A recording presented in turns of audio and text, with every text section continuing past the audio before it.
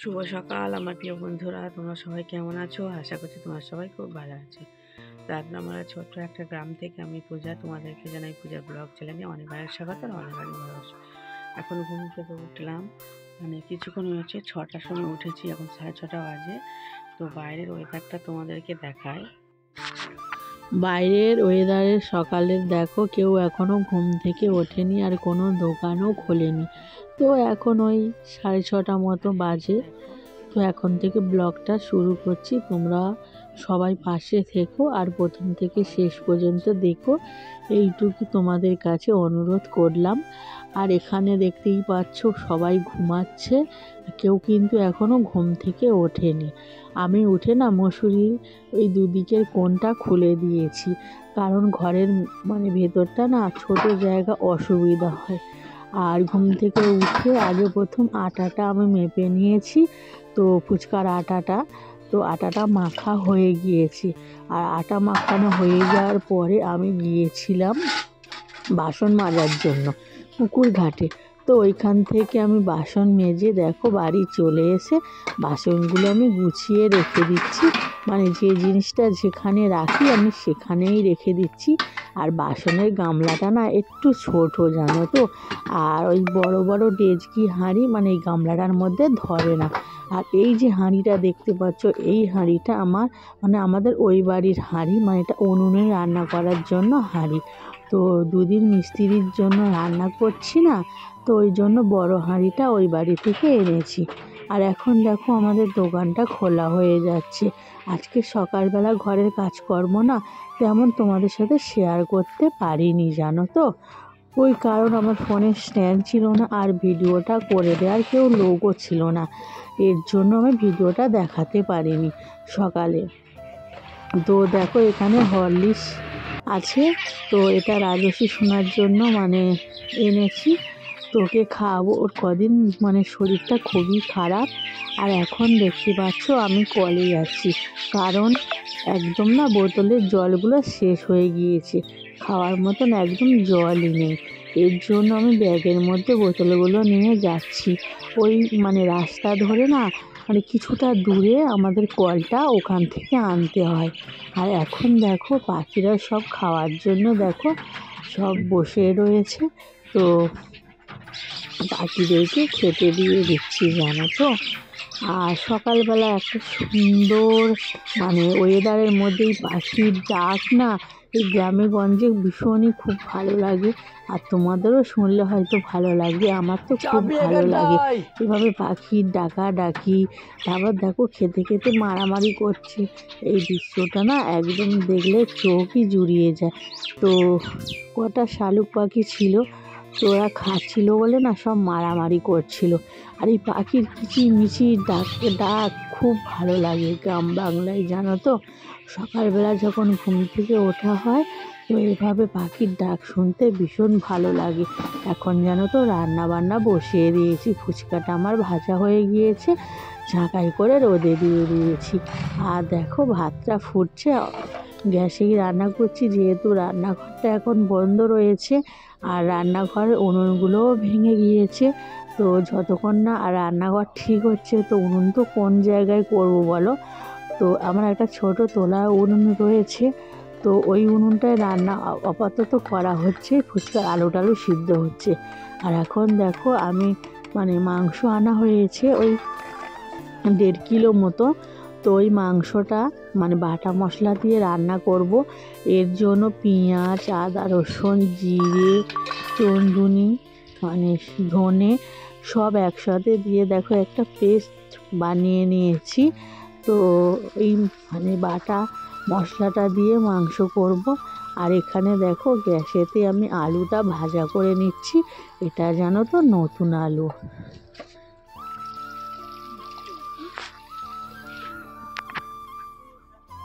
এই আলুটা না, নতুন আলুটা যখন গরম থাকে মনে হয় তাড়াতাড়ি সিদ্ধ হয়ে যাচ্ছে, কিন্তু যখন আলুটা ঠান্ডা হয়ে যায় তো সিদ্ধ না একদম শক্ত হয়ে যায়।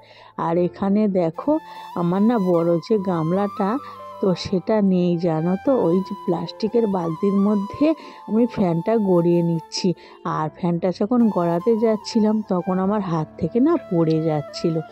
তো অনেক কষ্টে মানে ধরে নিয়েছি, আর আমার দুটো আঙুলেও লাগলো খুব জোরে। আর এখানে দেখতে পাচ্ছ ওই মুরগির এই মানে পা দুটো না একদম দোকান থেকে ছাড়িয়ে দেয়নি, এমনি মানে সমেত দিয়ে দিয়েছে, ছাল সমেত। তো এই ফ্যানের মধ্যে একটু দিয়ে রেখেছি, যদি মানে ছালটা ছেড়ে যায়। আমার এই পা না খেতে একদম ভালো লাগে না, দেখলে যেন কেমন একটা লাগে। তো যেও খেয়ে নেবে। রান্না করছি, আজকে মিস্ত্রি খাবে, তো আজকে একটু দেরি হয়ে গিয়েছে ওদের খেতে দিতে, কারণ এখন না ওই 11:30 মতো বাজে, আর মাংসের তরকারিটা হতে হতে হয়তো 12টা বেজে যাবে। তো অনেক কষ্ট করে রান্না করলাম, মিস্ত্রিদের খিদেও পেয়ে গিয়েছিল। তো এইমাত্র ওদেরকে খেতে দিয়েছি। দেখো 4জন লোক কাজ করছে। তো আজকে শুধু মাংসের ঝোল আর ভাত করে দিয়েছি জানো তো। আর ওরা খাচ্ছে ভীষণই গরম, মানে এইমাত্র লাবিয়েই দিয়ে দিয়েছি ঘরের ভেতরটা পরিষ্কার করে। আর ওরা মাংসর তরকারিতে ভাত খাচ্ছে আর বলছে মাংসটা ভীষণ ভালো হয়েছিল, আর গল্পও করছিল। তো এনারা খুব ভীষণ ভালো জানো তো, মানে মিশুটে আছে, সবার সাথে কথা বলে। তো যাই হোক, ওরা খাওয়া দাওয়া করুক আর আমি একটু বসে রয়েছি। তো এখন বাজে ওই 2:30 মতো। তো সবাইকে খাইয়ে বাসন কোসন মেজে গুছিয়ে রাজস্বী সোনাকে মানে স্কুলে গিয়েছিল, তো স্কুল থেকে মানে চলে এসছে। তো দেখতেই পাচ্ছ তোমরা। তো এখন বেজে গিয়েছে 3:30। তো ওদেরকে দেখো একটু রচা করে দিচ্ছি। তো রাজস্বীকে এবার পড়তে দিয়ে আসবো, ও তো খেলা করছে ওদিকে। আর একটু তেজপাতা দিয়ে আর আদা দিয়ে চাটা বানিয়েছি, তো কারণ ওদেরকে চাটা দিতে হবে। সকালে একবার চা দিই, আর ওই 3:30 কি 2:30টার সময় একবার চা দিতে হয় জানো তো। তো আজকের আমার ঘরের মানে কাপেতে চা দিচ্ছি, ওই বাড়ি থেকে কাপ নিয়ে আসা হয়নি। তো মানে এই টিফিন কারিটাই করে চাটা ঢেলে নিয়েছি। আর টিফিন কারিটা এতটা পরিমাণ গরম হয়ে গিয়েছে না, ঠিক মতন ধরতেই পারছি না। তো দেখো ওদের চাটা ঢালা রেডি করে দিয়েছি। তো বিস্কিট ওখানে আছে, মানে কৌটোতের মধ্যে। ওরা না মানে বলছি না, ওরা মানে গুছিয়ে নিতে পারে। তো এই চাটা দিয়ে আসবো, আর ওখান থেকে বিস্কুটটা ওরা নিয়ে খেয়ে নেবে। আমি পড়তে দিয়ে আসছি এখন। তো এখন বেজে গিয়েছে 4টে। তো মিস্ত্রিতে চা দিয়ে এসছি, আর এসে রাজস্বীকে পড়তে দিয়ে আসছি। চলো চল, বার হয়ে যা।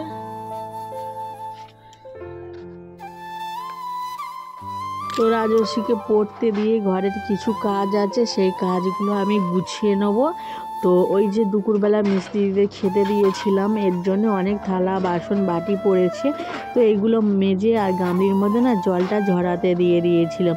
আর এবার এই বড় যে সিলভারের গামলিটা আছে, যেখানে আমি বাসন গুছিয়ে রাখি, তো ওর মধ্যে আমি সমস্ত কিছু গুছিয়ে রাখছি। আর এদিকে দেখতে পাচ্ছ বাটিগুলো আলাদা করে নিচ্ছি, কারণ আমি বাটিগুলো ওপরের তাগে রেখে দেবো। আর মানে আমার না বাসন কোসন গুছিয়ে রাখা তেমন কোনো একটা মানে জায়গা নেই, তো সেখানে বাটি বা থালা বাসন গুছিয়ে রাখবো। তো মাঝে মাঝে ভাবি যে বাসন রাখার কত কি পাওয়া যায় না, র্যাক তো কিনবো, কিন্তু কি করব বলো, একটা মেয়ে মানুষের কাছে যদি না কেউ টাকা পয়সা মানে থাকে, বা কেউ বা ওকে না দেয়, আমি কোথা থেকে পাবো? আমার তো মনে অনেক কিছু শখ জাগে যে ঘরের কোনো জিনিস কিনবো। একটা মানে ঘরের মেঝেতে, মানে আমরা মেঝেতে শুতে হয়, তো ওই মাদুরটাও ছিঁড়ে গিয়েছে, আমি পুরাতন মাদুর বাড়ি থেকে নিয়ে আসি। তো সেই মাদুরটা এখনও চলছে, কারণ সেই মাদুরটা কেনার মতন এই বাড়িতে কোনো লোকই নেই। কারণ যদি আমি ইনকাম করতে পারতাম তো আমি কিনতে পারতাম জানো তো। আর দেখো তারপর আমি বালতি আর এক ব্যাগ বোতল নিয়ে আবার কলে চলে গিয়েছিলাম, কারণ সকালবেলা মিস্ত্রিরা খেয়েছিল, তো যেহেতু সেই বোতলগুলো সব খালি হয়ে গিয়েছে। আর এখন দেখো আমার সন্ধ্যা হয়ে গিয়েছে, তো সন্ধ্যাটা দিয়ে দিলাম, আর সন্ধ্যার খাবারটা বানাচ্ছি দেখতে পাচ্ছ। তো চাউমিন বানাবো, এই যে প্লাস্টিকের গামলাটার মধ্যে চাউমিনটা আমি ভিজিয়ে রেখেছি। তো আর এখানে দেখো সব রকম সবজি, মানে সবজি বলতে ওই যে আলু, বাঁধাকপি, টমেটো, কাঁচা লঙ্কা, পেঁয়াজ কিছুক্ষণ ভিজিয়ে রেখেছিলাম জানো তো। আর এখন দেখো আমি মানে এই ছেঁকে তুলে নিচ্ছি এই চুবড়িটার মধ্যে জল থেকে। তো আজকের ভাবলাম চাউমিন বানাবো, কারণ অনেকদিন চাউমিনটা না বানাবো করে বানানো হয়নি। আর এখানে দেখতে পাচ্ছ আমি আলুটা একটু নুন হলুদ দিয়ে একটু লাল লাল করে ভালো করে ভেজে নেব, কড়া করে। জানো তো আলু ভাজাটা একটু কড়া না হলে ভালো লাগে না। তো একদম লাস্টে দেবো যখন আমি নামিয়ে নেবো। আর এখানে দেখতে পাচ্ছ দুটো ডিম আমি ফেটিয়ে রেখেছিলাম নুন দিয়ে। তো তেল দিয়ে আমি ডিমটা একটু ভাজা ভাজা করে নিই। আর এখানে দেখো তেলের মধ্যে দিয়েছি রসুন কুচি, কাঁচা লঙ্কা কুচি, পেঁয়াজ কুচি দিয়ে একটু ভাজা ভাজা করেছি। করার পরে আমি এই বাঁধাকপিগুলো তুলে দিচ্ছি। তো ওটা তুলে দিয়ে একটু নুন আর হলুদ দিয়ে একটু ভাজা ভাজা করে নেবো। তো একদম মানে গলিয়ে নেব না, তাহলে ভালো লাগবে না। তো দেখো এখানে আমি বাঁধাকপিটা ভাজা ভাজা করে নিয়ে টমেটোগুলোকে দিয়ে দিচ্ছি যতক্ষণ না টমেটোগুলো গলে যায়। তো গলে গেলেই আমি চাউমিনটা এর মধ্যে তুলে দেবো। তো আমি তো এভাবে চাউমিনটা বানাই, তোমরা কে কীভাবে চাউমিন বানাও তো অবশ্য কমেন্টের মাধ্যমে জানাইও। তো আমি যেমন পারছি তো সেভাবেই বানাচ্ছি। আমি খুব একটা ভালোভাবে চাউমিন বানাতে পারি না। কেউ যদি আমাকে চাউমিন করে খাওয়ায় না আমি ভীষণ খুশি হই। আর এছাড়া গোলমরিচও ছিল না, তো গোলমরিচ গুঁড়ো দিয়ে একটু টেস্ট হয়, কিন্তু আমি ম্যাগি মশলা দিয়েছিলাম। আর এখন দেখো মুসুরি টাঙিয়ে নিয়েছি আর একদম মানে রাতে ঘুমানোর জন্য রেডি হয়ে গিয়েছি। তো টাটা বাই বাই, সবাই ভালো থেকে